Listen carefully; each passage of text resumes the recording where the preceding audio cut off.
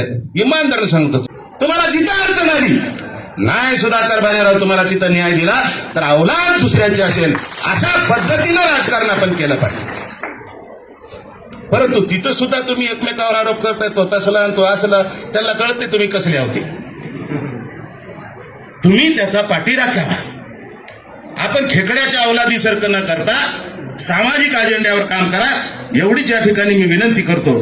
चळवळीतल्या सगळ्या कार्यकर्त्यांना माझी विनंती आहे. मी तुमचा विरोधक नाही, मी तुमच्यासाठी वाईट बोलत नाही, परंतु तुम्ही सुद्धा एकत्रित जसं रणधीरनं सगळ्यांचंच म्हणणं आहे की संघटित व्हा. कर्मचाऱ्यांना सुद्धा माझी विनंती आहे की आता ताकाला जाऊन गाडगं लपवू नका. 100% ओपन या काही लोक आपले आडनावं बदली करतात. जात नको सांगायला म्हणून काय वाकडं होणार नाही. आता ओपन या सरळ मैदानामध्ये आता दडवून जर तुम्ही काम करणार असाल तर तुम्हाला पुन्हा नंतर कोणी विचारणार नाही. तुमच्या संघटना सुद्धा नाव नको म्हणतात काहीतरी सार्वजनिक नाव द्यावं बस बोंबलत कोणी येतंय का सोबत बघा जिथं जातील तिथं मागत शोधतात आणि नाव सार्वजनिक दिल्यानं काय फरक पडणार. सामाजिक न्याय परिषदेचा उद्देश काय. मिलिंद एक अत्यंत विचारवंत कार्यकर्ता आहे. मिलिंदजी तुम्हाला माझे हात जोडून विनंती आहे. काही महाराष्ट्रातले आपले चाणाक्ष जे काही प्राणी आहेत जसं आमच्या इथं शेकापूरकर बसलाय आमचे नेटके आहेत तसं तर सगळ्यांचे मी काय नाव घेऊ शकत नाही. बऱ्यापैकी त्या ठिकाणी चांगलं काम करणारी जी काही वैचारिक आहेत त्यांना काय आता राजकारण पाहिजे असं नाही. तर समाजाची तळमळ आहे तुम्हाला अधिकाऱ्याला कर्मचाऱ्याला.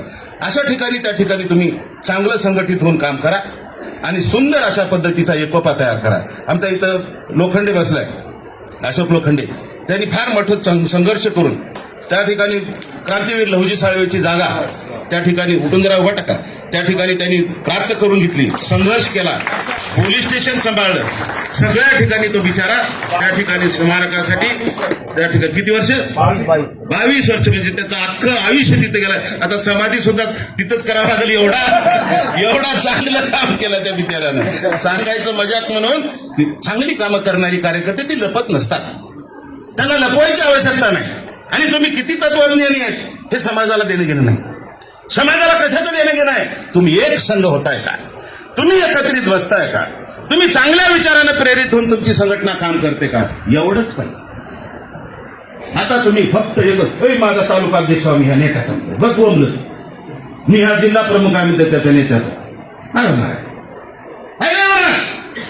तुमची वैचारिक पातळी एक संघ होण्याची तयार करा.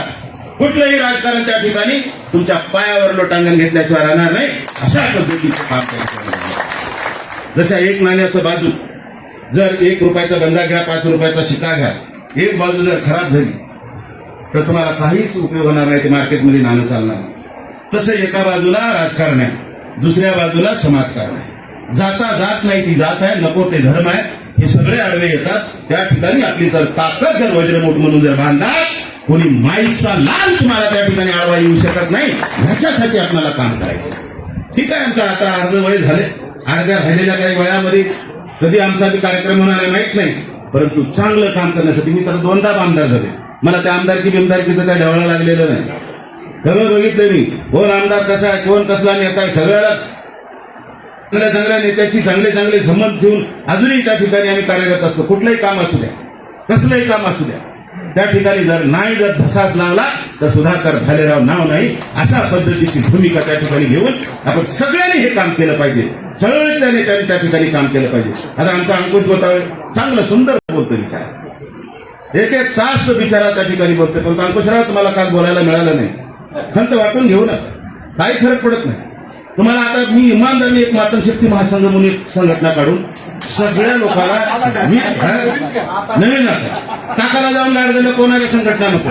सरळ मातृशक्ती महासंघ आणि त्याचा अजेंडा काय जातीला जर आडवा आलो तर मी बरोबर कारण हे तुमच्यासाठी मरायला मला लोकांना म्हणजे साहेब तुम्ही राजकीय काम करताय समाजाचं नाव कशाला येतं हे बोमला दिलं राजकारण 100% त्या ठिकाणी प्रत्येक महाराष्ट्रातला आता आमच्या ज्या काही संघटना एकत्रित येऊन आंदोलन करायला लागल्यात आंदोलनामध्ये त्यांची अपेक्षा चांगली आहे. पण लोक त्या ठिकाणी जमना गेल्यात जास्त. लातूरचा जर एक मोर्चा सोडला तर बाकी ठिकाणी सगळं बोजवारात वाजायला लागलं. थोडासा धाराशिव चांगला झाला. पिंपरी चिंचवड मध्ये सुद्धा त्या ठिकाणी आम्हाला थोडंसं लोकसंख्येमध्ये प्रमाण कमी वाटतं.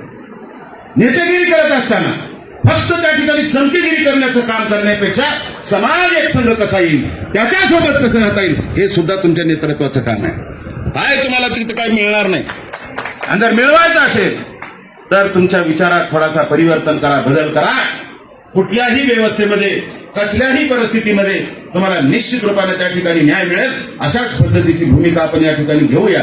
जाता जाता सांगतो, इंग्रजाच्या काळामध्ये काही तहसील नव्हते, कचेरी नव्हते, पोलीस स्टेशन नव्हते. त्यावेळेस गाव पोलीस पाटील सांभाळायचा गुन्हेगारी खटल्याचा.